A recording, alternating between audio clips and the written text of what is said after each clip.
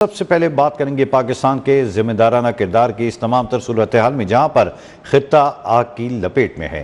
وزیر اعظم شہباز شریف نے سعودی عرب کے چند گھنٹوں کے ہنگامی دورے کے دوران جدہ میں سعودی ولی عہد محمد بن سلمان سے ملاقات کی، جس میں آزمائشی حالات میں سعودی عرب کے ساتھ پاکستان کی مکمل یکجہتی کا اعادہ کیا۔ حکومت پاکستان کی جانب سے جاری بیان میں کہا گیا کہ وزیر اعظم شہباز شریف اور سعودی ولی عہد نے بین الاقوامی سیکورٹی اور استحکام پر حالیہ عسکری تنازع کے اثرات پر خصوصی گفتگو کی۔ شہباز شریف نے موجودہ مشکل صورتحال میں سعودی عرب کے ساتھ مکمل حمایت اور یکجہتی کا اظہار کیا اور یقین دہانی کرائی کہ پاکستان ہمیشہ سعودی عرب کے ساتھ مضبوط سے کھڑا ہوگا اور خطے میں امن کی کوششوں میں ہمیشہ ساتھ دے گا۔ انہوں نے سعودی عرب کی جانب سے پاکستان کی طویل مدتی مدد اور حمایت پر شکریہ بھی ادا کیا۔ ملاقات میں فیلڈ مارشل سعید آصف منیر، نائب وزیر اعظم اسحاق ڈار اور سعودی عرب کے جنرل انٹیلیجنس ڈائریکٹوریٹ کے صدر خالد الحمدان بھی موجود تھے۔ وزیر اعظم میاں شہباز شریف سعودی عرب کا مختصر ہنگامی دورہ مکمل کر کے وطن واپس پہنچ گئے ہیں۔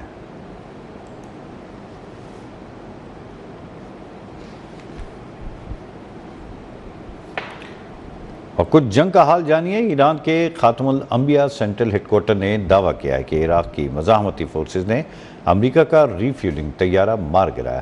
طیارے میں موجود تمام اہلکار ہلاک ہو گئے۔ اس سے قبل امریکی سینٹرل کمانڈ نے تصدیق کی تھی کہ ایران کے خلاف آپریشن ایپک فیوری کے دوران امریکی ری فیولنگ کے C-135 طیارہ مغربی عراق میں گر کر تباہ ہو گیا، جبکہ دوسرا طیارہ بحفاظت لینڈ کر گیا۔ ادھر عراق کی شمالی علاقے میں قور میں فرانسیسی فوجی اڈے پر ڈرون حملے میں ایک فلسطینی فوجی ہلاک اور 6 زخمی ہو گئے۔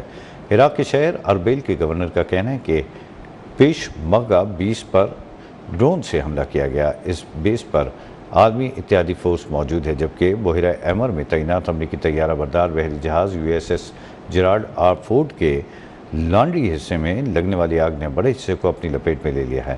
آگ میں 2 اہلکار بری طرح جھلس گئے۔ امریکی حکام نے کہا ہے کہ یہ آگ بیرونی حملے کے باعث نہیں لگی، نہ دہشت گردی کے شواہد ملے ہیں۔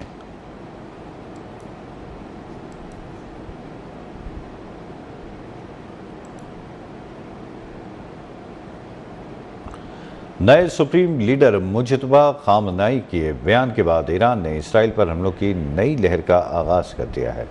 روسی میڈیا کے مطابق میزائل اور ڈرون تل ابیب کے مرکز اور امریکی فوجی اڈوں کی جانب داغے گئے۔ عرب میڈیا نے رپورٹ کیا ہے کہ اسرائیلی شمالی شہر میں ایک عمارت پر حملے کے نتیجے میں 30 افراد زخمی ہوئے۔ ایرانی حملوں کے بعد اسرائیل کے بن گوریان ایئرپورٹ پر افراتفری مچ گئی۔ ایرانی میڈیا کے مطابق افراتفری کے دوران ایئرپورٹ پر موجود افراد نے کاؤنٹر پر کھڑے عملے سے ہاتھا پائی کی اور چیزیں پھینکیں، جبکہ جواب میں عملہ بھی ایسا ہی کرتا دکھائی دیا۔ عراق کے شمالی علاقے میں مخمور میں بھی فرانسیسی فوجی اڈوں پر ڈرون حملہ کیا گیا، جس کے نتیجے میں 6 فرانسیسی فوجی زخمی ہو گئے۔ دبئی میں بھی اقامتی عمارت پر ڈرون کا ملبہ گرا۔ امریکی بینک نے متحدہ عرب امارات میں تمام شاخیں عارضی طور پر بند کرنے کا اعلان کر دیا ہے۔ لبنان کی مزاحمتی تنظیم حزب اللہ نے بھی اسرائیل پر حملوں کی نئی ویڈیو جاری کر دی۔ تل ابیب کے نواح میں ملٹری انٹیلیجنس ہیڈ کوارٹر کو نشانہ بنانے کا دعویٰ کیا گیا۔ ایران کی طرف سے جاری میزائل حملوں، سائبر حملوں، آبنائے ہرمز میں سمندری طوفان تناؤ کے باعث عالمی مارکیٹ میں تیل کی قیمتیں مسلسل بڑھ رہی ہیں۔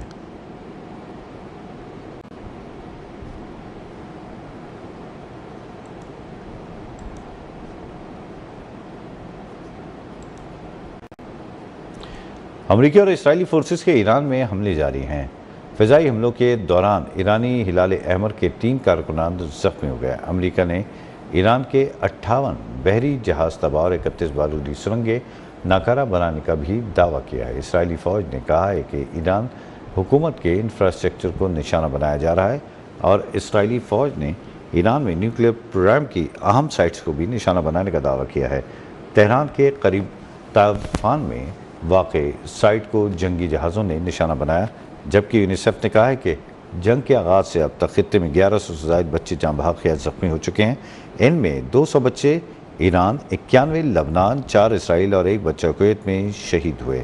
ایران کے اقوام متحدہ میں نمائندے امیر سعید ایرانوی کے مطابق اب تک 1348 شہری جاں بحق اور 17,000 سے زائد زخمی ہو چکے۔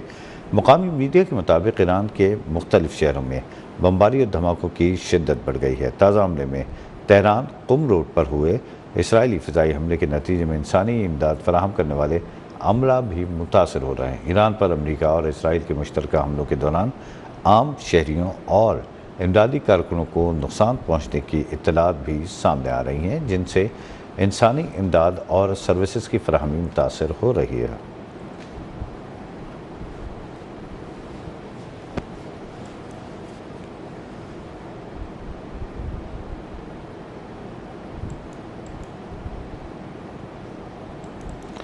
ایران نے امریکی طیارہ بردار جہاز ابراہم لنکن کو میزائلوں سے نشانہ بنانے کا دعویٰ کیا، جبکہ امریکہ نے ایرانی دعوے کی تصدیق کی ہے۔ میڈیا رپورٹس کے مطابق ایران نے دعویٰ کیا ہے کہ اس نے امریکی طیارہ بردار جنگی جہاز ابراہیم لنکن کو میزائلوں سے نشانہ بنایا ہے۔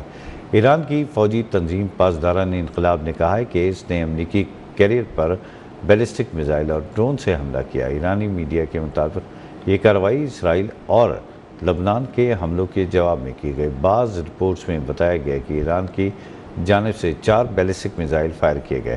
دوسری جانب امریکی حکام نے اس خبر کی تردید کرتے ہوئے کہا ہے کہ جہاز کو کوئی نقصان نہیں پہنچا، میزائل جہاز کے قریب بھی نہیں پہنچے اور کیریئر معمول کے مطابق اپنی فوجی کارروائیاں جاری رکھے ہوئے ہے۔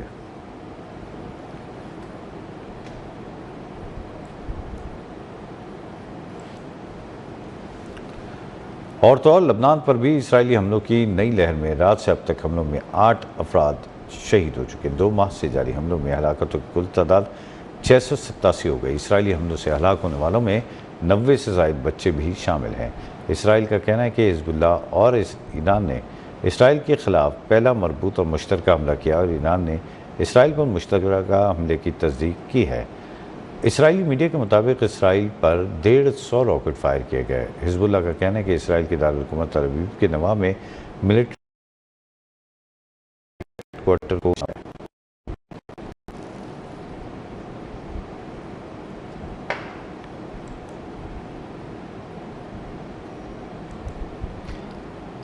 اور اب جانیے کہ امریکہ نے جنوبی کوریا میں نصب دفاعی سسٹم تھاٹ کو اسرائیل منتقل کر دیا ہے، جس کی ویڈیو بھی جاری کر دی گئی ہے۔ میڈیا رپورٹ کے مطابق جنوبی کوریا کے دارالحکومت سیول کے جنوب میں پیونگ ٹائک شہر میں واقع امریکی اوسان بیس سے امریکی فوجی ٹرانسپورٹ طیاروں نے دفاعی سامان منتقل کیا۔ میڈیا رپورٹ نے بتایا کہ کئی امریکی فوجیوں کو جنوبی کوریا سے مشرق وسطی منتقل کیا گیا۔ جنوبی کوریا کے سرکاری میڈیا نے دفاعی سسٹم تھاٹ کی اسرائیل منتقلی کی ویڈیو بھی جاری کر دی۔ غیر ملکی خبر رساں ایجنسی کے مطابق جنوبی کوریا میں تھاٹ سسٹم شمالی کوریا کے میزائل خطرے سے بچاؤ کے لیے نصب کیا گیا تھا۔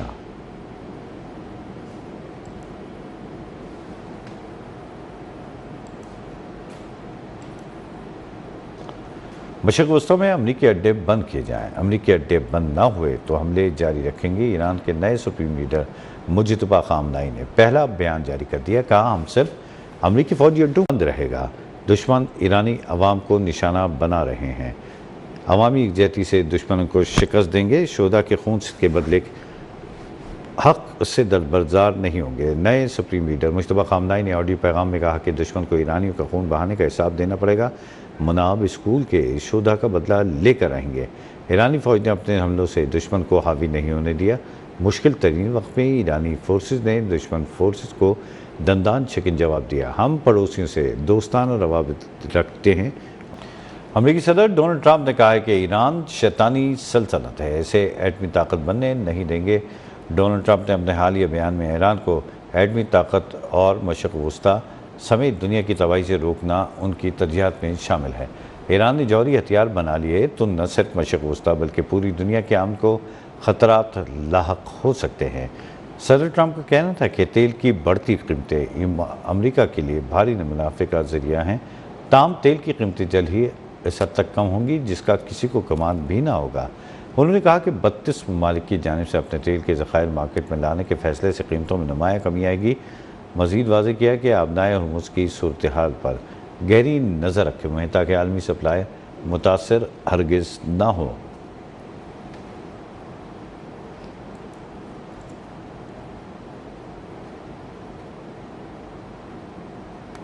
اور ایران کے لیے بڑا انکشاف، ایرانی میڈیا نے کہا ہے کہ شہید ایرانی سپریم لیڈر آیت اللہ خامنائی کی اہلیہ زندہ ہیں۔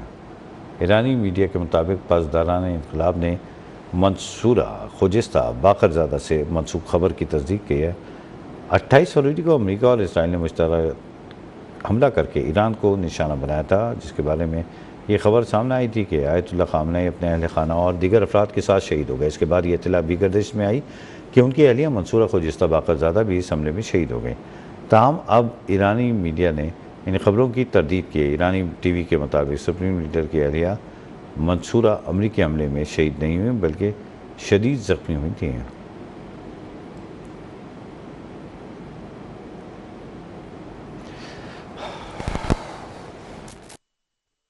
روس نے ایران پر امریکی و اسرائیلی حملوں کو غیر ذمہ دارانہ قرار دیتے ہوئے کہا ہے کہ روس مشرق وسطی میں محاذ آرائی ختم کرنے کے لیے اقدامات جاری رکھے ہوئے ہے۔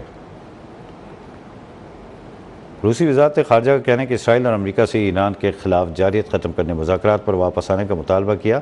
ترجمان وزارت خارجہ کا کہنا ہے کہ ایرانی تنازع میں بے قابو اضافہ گہری تشویش کا باعث ہے۔ امریکی اور اسرائیلی حملوں سے ایران کے بوشہر نیوکلیر پاور پلانٹ کو خطرات لاحق ہیں۔ روسی وزارت خارجہ کے مطابق بوشہر نیوکلیر پاور پلانٹ کے قریب چند کلومیٹر کے فاصلے پر دھماکے ہو رہے ہیں۔ حملوں سے ایران میں IAEA کی نگرانی کے عمل میں رکاوٹ پیدا ہو رہی ہے۔ ترجمان وزارت خارجہ کا کہنا ہے کہ ماسکو عالمی جوہری توانائی ایجنسی کی صورتحال کو غیر جانبدار اور تکنیکی جائزہ لینے کا مطالبہ کرتا ہے۔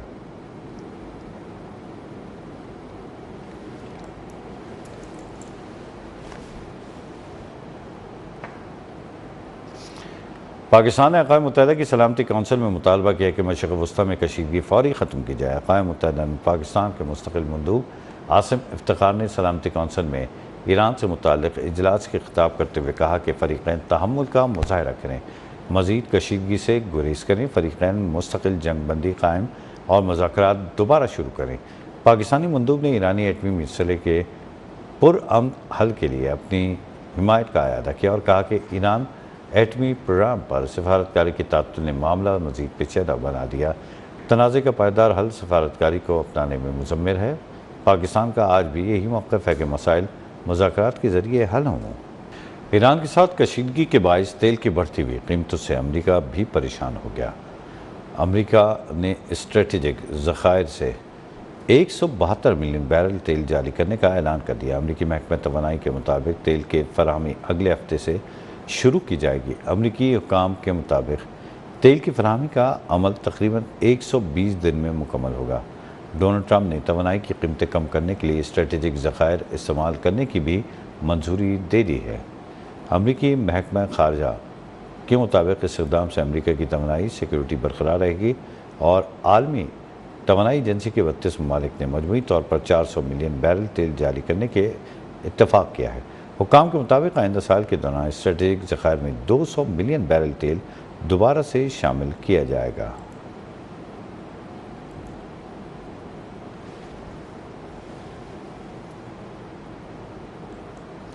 تیل کے محفوظ ذخائر مارکیٹ میں لانے کے اعلان کے باوجود عالمی منڈی میں خام تیل کی قیمتوں میں غیر معمولی اضافہ دیکھنے میں آیا ہے۔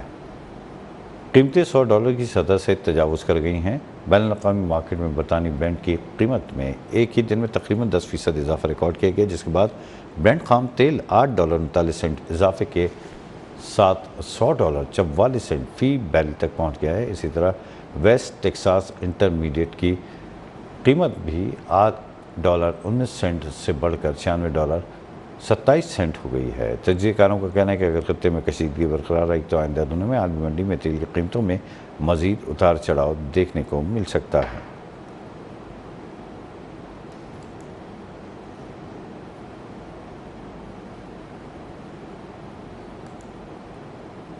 وفاقی وزیر پیٹرولیم علی پرویز ملک کا کہنا ہے کہ پیٹرولیم مصنوعات کی قیمتوں میں رد بدل کا اعلان آج کیا جائے گا۔ نئی قیمتوں کا تعین پیٹرولیم مصنوعات کی اوسط قیمتوں کی بنیاد پر ہوگا۔ ایک بیان میں علی پرویز ملک کا کہنا تھا کہ فی الحال کچھ نہیں کہا جا سکتا کہ پیٹرول مہنگا ہوگا یا نہیں۔ خطے کی صورتحال اور عالمی مارکیٹ میں تیل کی بڑھتی قیمتوں کو دیکھتے ہوئے حکومت نے گزشتہ ہفتے پیٹرول اور ڈیزل کی قیمت میں $55 فی لیٹر اضافہ کیا تھا۔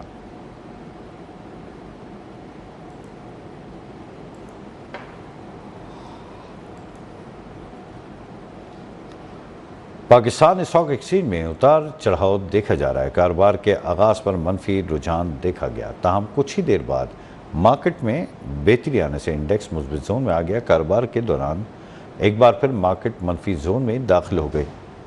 کاروباری ہفتے کے پانچویں اور آخری روز کاروبار کی ابتدا میں 100 انڈیکس 620 پوائنٹس کمی سے 1,53,800 پوائنٹس کی سطح پر ٹریڈ کر رہا تھا۔ مارکیٹ مثبت زون میں آئی اور 100 انڈیکس 478 پوائنٹس کے اضافے سے 1,54,899 پوائنٹس کی سطح پر پہنچ گئے، تاہم کچھ ہی دیر بعد دوبارہ 1200 سے زائد پوائنٹس کی کمی دیکھنے میں آئی۔ 100 انڈیکس 1,52,780 پوائنٹس کی سطح پر آ گیا ہے۔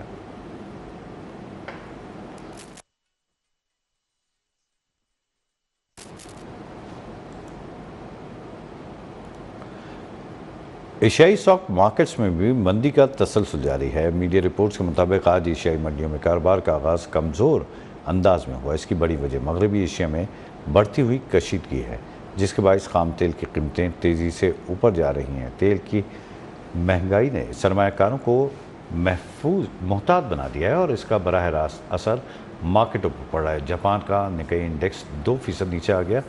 ٹوپیک انڈیکس میں 1.4% کمی واقع ہوئی۔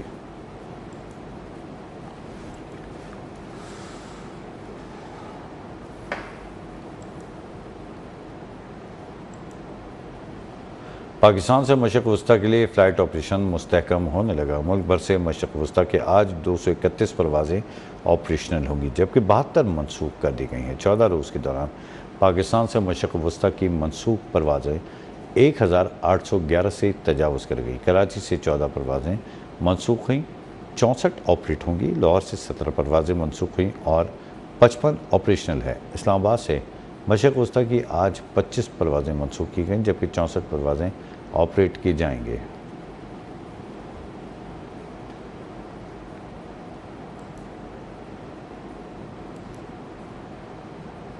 سندھ میں بڑی تبدیلی کی۔ سندھ کے نئے گورنر نہال ہاشمی کی حلف برداری تقریب آج شام کو ہوگی۔ Chief justice Sindh high court Nihal Hashmi سے گورنر کے عہدے کا حلف لیں گے۔ حلف برداری گورنر ہاؤس کراچی میں ہوگی۔ وزیر اعظم شہباز شریف کی ایڈوائس پر صدر مملکت آصف علی زرداری نے نہال ہاشمی کو گورنر سندھ تعینات کرنے کی منظوری دے دی ہے۔ مسلم لیگ نون کے سینئر رہنما نہال ہاشمی کا تعلق کراچی شہر سے ہے۔ 1997 سے 1999 تک وزیر اعظم نواز شریف کے مشیر برائے قانون و انصاف بھی رہے۔ 2012 میں انہوں نے کراچی میں مسلم لیگ نون کے صدر کے طور پر اپنی خدمات انجام دی۔ پھر اگست 2014 میں انہیں سندھ میں مسلم لیگ نون چیپٹر کا جنرل سیکرٹری منتخب کیا گیا۔ پھر 2015 میں مسلم لیگ نون کے پنجاب کی نشست پر سینٹ کے امیدوار منتخب ہوئے اور اب انہیں گورنر سندھ بنائے جانے کا فیصلہ ہوا ہے۔ 2017 میں پاناما کیس سے متعلق متنازع بیان پر نہال ہاشمی کو مسلم لیگ نون سے نکال دیا گیا تھا، تاہم پھر 2021 میں ان کی رکنیت بحال کر دی گئی۔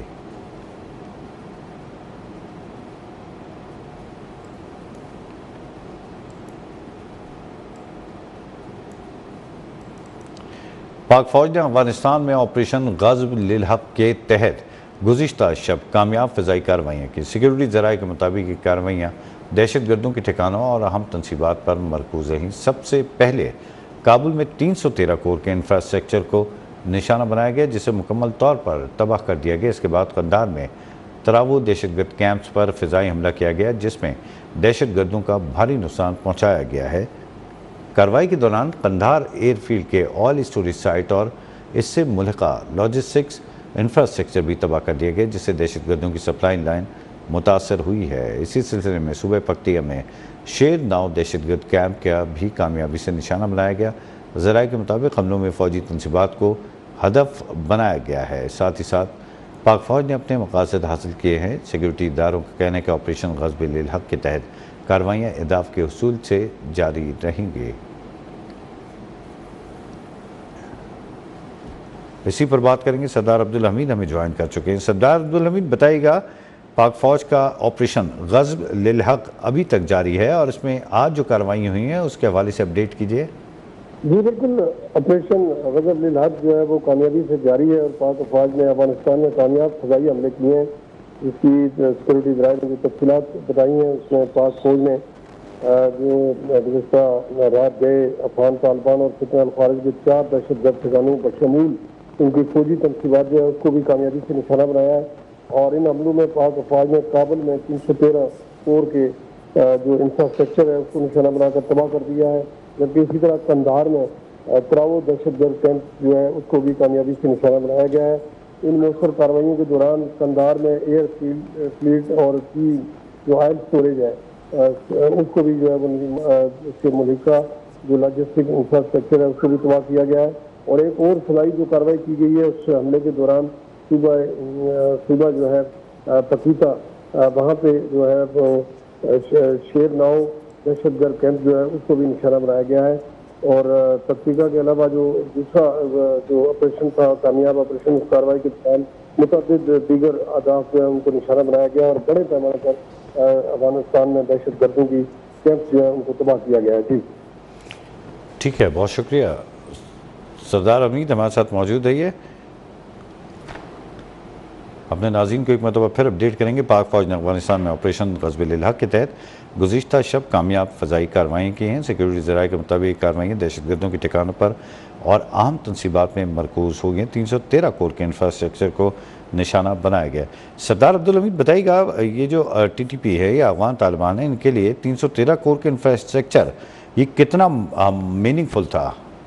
جی بالکل، جو بنیادی طور پر یہ طالبان کے یا دہشت گردوں کے وہاں پہ کیمپ تھے یہ بڑے عرصے سے قائم ہے، اور یہیں سے جو کارروائیاں خاص طور پر پاکستان کے اندر ہو رہی تھیں، اور اس کے ساتھ ساتھ جو بارڈر ایریا کے اوپر جو ہے یہ دہشت گرد جو ہے وہ ہمیشہ وہاں سے فائرنگ بھی کرتے تھے، اور ان کے ماسٹر مائنڈ جو تھے، اور انہی کیمپوں کے اندر جو ہے ان کی تربیت بھی ہوتی ہے، اور ماسٹر مائنڈ بھی انہی کیمپس میں موجود تھے۔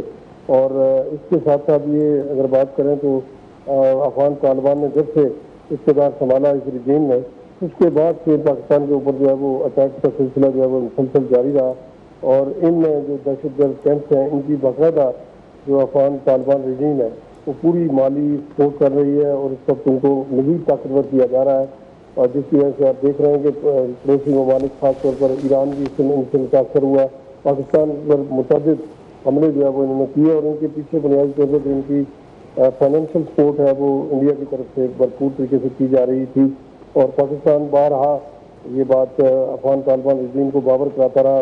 مذاکرات بھی ہوئے دوحہ میں، طویل مذاکرات کے بعد جو ہے وہ انہوں نے تحریری طور پر بھی یہ گارنٹی دی کہ وہ اسے روکیں گے، لیکن اس کے باوجود بھی یہ کارروائیاں پاکستان کے خلاف نہیں رک سکیں بلکہ ان میں اضافہ ہوا، جس کے بعد پاکستان نے یہ فیصلہ کیا کہ اب جو ہے یہ براہ راست کارروائیاں جو ہے وہ کی جائیں گی، اور انہیں دہشت گرد کیمپس کو نشانہ بنایا جائے گا جہاں سے پاکستان کے اوپر دہشت گرد حملے کیے جاتے ہیں، تو انہیں کو یقیناً جو یہ پاکستان کی نظر میں تھے، اور یہ دہشت گرد کیمپس وہی تھے جو بالکل جو افغان طالبان رجیم ہے ان کی سرپرستی میں یہ پروان چل رہے ہیں وہاں پہ، اور ان کو پوری فورس جو ہے وہ حکومت کی طرف سے وہاں پہ حاصل ہے، اور اسی بنیاد پر یہ کارروائیاں جو ہے اپنی جو تربیت ہے ان کی یا جو ان کا بنیادی مقصد ہے وہ یہی ہے کہ دہشت گردی ٹھیک ہے، پاک فوج نے افغانستان میں آپریشن غزب للحق کے تحت گزشتہ شب بھی کامیاب فضائی کارروائیاں کی۔ بہت شکریہ سردار عبدالحمید، آپ نے ڈیٹیل سے اپڈیٹ کیا۔